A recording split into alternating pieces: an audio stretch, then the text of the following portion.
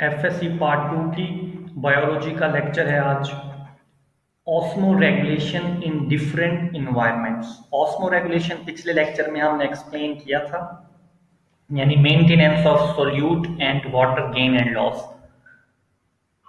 वो आप लेक्चर देख लें यूट्यूब पे जाके, मेरा नाम लिख के। इन डिफरेंट इन्वायरमेंट्स, मुख्तलिफ इन्वायरमेंट्स में।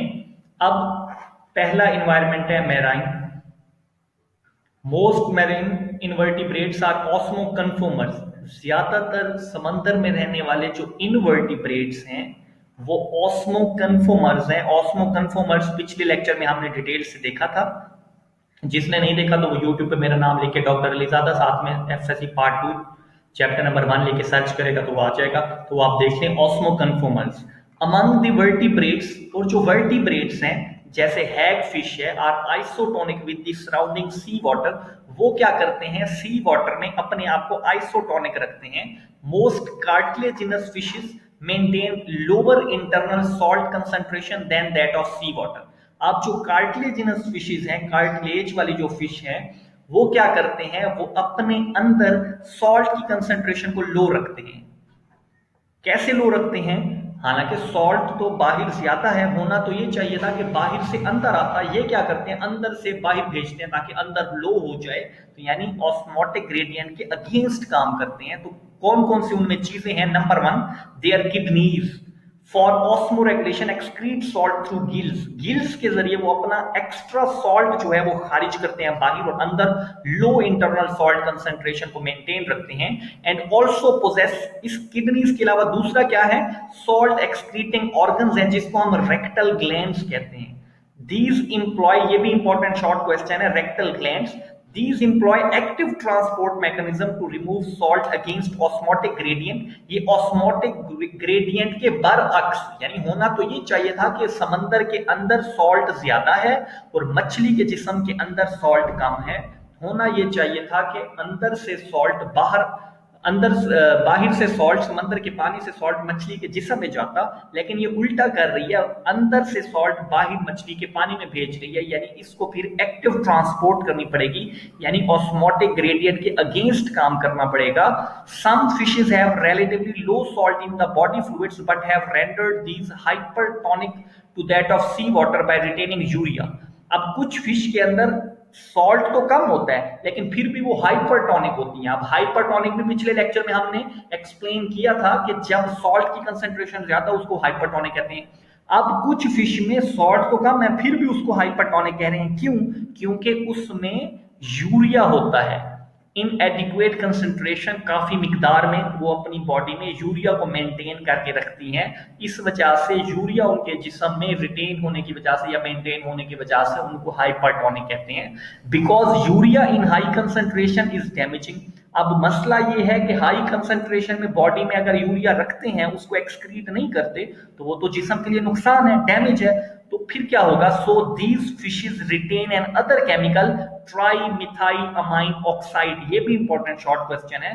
तो उनके पास एक अलग केमिकल है, ट्राई मिथाइल अमाइन ऑक्साइड। ये केमिकल क्या करता है? For protection against urea, urea के डैमेजिंग इफेक्ट से ये प्रोटेक्शन करता है, शील्ड का काम करता है, बचाता है। अब ये तो था कार्टिलेज वाली फिश के बारे में। अब आ जाओ बोन वाली फिश के बारे में, जिसको हम बोनी फिशेस कहते हैं, जो डिसेंडेंट्स हैं फ्रेश वाटर एंसेस्टर्स के, यानी फ्रेश वाटर एंसेस्टर्स से वो इवॉल्व हुए, but later became marine constantly. लेकिन बाद में वो फ्रेश वाटर से आए तो फ्रेश वाटर से थे, लेकिन बाद में वो समंदर में रहना शुरू कर दिया उन्होंने, मेरीन बन गए, समंदर में रहने वाले। Constantly lose water from their hypotonic body. वो क्या करते हैं, अपनी हाइपोटोनिक बॉडी फ्लूइड से पानी को लूज करते हैं, तो हाइपरटोनिक इन्वायरमेंट। अब उनके जिस्म का इन्वायरमेंट है हाइपोटोनिक, बाहर का है हाइपरटोनिक, यानी जिस्म में सॉल्ट की कमी है, बाहर सॉल्ट की ज्यादती है। तो जो भी हाइपोटोनिक होता है वो पानी एक्सक्रीट करता है, तो ये पानी को अंदर से बाहर निकालेंगे हाइपरटोनिक, यानी सॉल्ट वाटर की तरफ। These fishes have adapted themselves to drink large amount of sea's water and excrete concentrated urine resulting in maximum salt excretion। अब क्या करेंगे, ये फिश ज्यादा से ज्यादा पानी पीती हैं ताकि ज्यादा से ज्यादा जब वो पानी एक्सक्रीट होगा यूरिन की शक्ल में तो उसमें ज्यादा से ज्यादा सॉल्ट भी एक्सक्रीट हो जाए एंड मिनिमम वाटर लॉस, और वाटर लॉस क्या हो, मिनिमम हो। यानी क्योंकि वो एक्स्ट्रा अमाउंट में वाटर ले चुकी हैं और यूरिन जो वो बनाती हैं वो कंसंट्रेटेड बनाती हैं, यानी पानी ज्यादा ले रही हैं और यूरिन बना रही हैं कंसंट्रेटेड। यूरिन में पानी है ही नहीं, यूरिन में बहुत कम पानी है और ज्यादा मिकदार में सॉल्ट है, तो पानी उनके जिस्म में बच जाएगा, तो इस तरह उनको वाटर लॉस मिनिमम होगा। Osmoregulation has enabled the animals and plants to distribute themselves in wide range of habitats। तो osmoregulation की ही मेहरबानी है जिसने जानवरों को और पौधों को मुख्तलिफ हैबिटेट्स में, चाहे वो फ्रेश वाटर हो, चाहे वो मैरीन हो या दूसरे हो, उसमें रहने के काबिल बनाती है। fresh water animals are constantly facing the osmotic flooding of body fluids and loss of salts। Fresh water में क्या होता है कि उसके अंदर क्योंकि constantly osmotic flooding of body fluids है, फ्रेश वाटर में रह रहे हैं, वाटर बहुत ज्यादा है और सॉल्ट का लॉस हुआ जा रहा है क्योंकि फ्रेश वाटर में अंदर वाटर ज्यादा है, अब उसने अंदर से वाटर को बाहर निकालना, जब वो अंदर से वाटर को बाहर निकालेगी तो उसके सॉल्ट भी ऑटोमेटिकली बाहर जाएंगे, तो लॉस होगा सॉल्ट का। Fresh water protozoa, amoeba, paramecium, ये इसकी एग्जांपल्स हैं। ये क्या करते हैं, ये भी इंपॉर्टेंट शॉर्ट क्वेश्चन है। Contractile vacuole pump out excess water bye structures contractile vacuoles. Many freshwater animals, including fishes, remove excess water by producing large volumes of very dilute urine। अब एक तो तरीका है कि जिनके पास कॉन्ट्रैक्टाइल वैक्यूल है, जैसे प्रोटोजुआ, अमीबा, पैरामीशियम है, वो तो कॉन्ट्रैक्टाइल वैक्यूल के जरिए ही उसको पंप आउट कर देंगे वाटर को, एक्स्ट्रा वाटर को। बाकी जो है वो क्या करेंगे, वो वेरी डाइल्यूट यूरिन, बिल्कुल पतला यूरिन बनाएंगे ताकि यूरिन जब एक्सक्रीट हो, जब पेशाब एक्सक्रीट हो, तो उसके साथ वाटर भी ज्यादा से ज्यादा एक्सक्रीट हो जाए और पानी उनका चला जाए। तो लॉस ऑफ सॉल्ट, लेकिन मसला यह है पानी जाएगा तो सॉल्ट को तो लेके जाएगा साथ में, तो क्या होगा, loss of salt is compensated. तो उसने अपने नमक की कमी को पूरा कैसे करना है, bye preference of salt containing food. तो वो ऐसी खुराक खाएगी जिसमें सॉल्ट हो, एक तरीका ये होगा उसके लिए। दूसरा वो क्या करेगी, by active uptake of salt by gills and skin, और अपनी गिल्स के जरिए और स्किन के जरिए सॉल्ट को अंदर लेके जाएगी। Number 3, terrestrial. ट्रेस्टियल जो होते हैं जमीन में रहने वाले, उसमें क्या मसला है, the evaporative loss of water leading to dehydration is the major problem for terrestrial life. जो ट्रेस्टियल लाइफ है उसके अंदर इवेपोरेशन होता है, यानी पसीना आता है।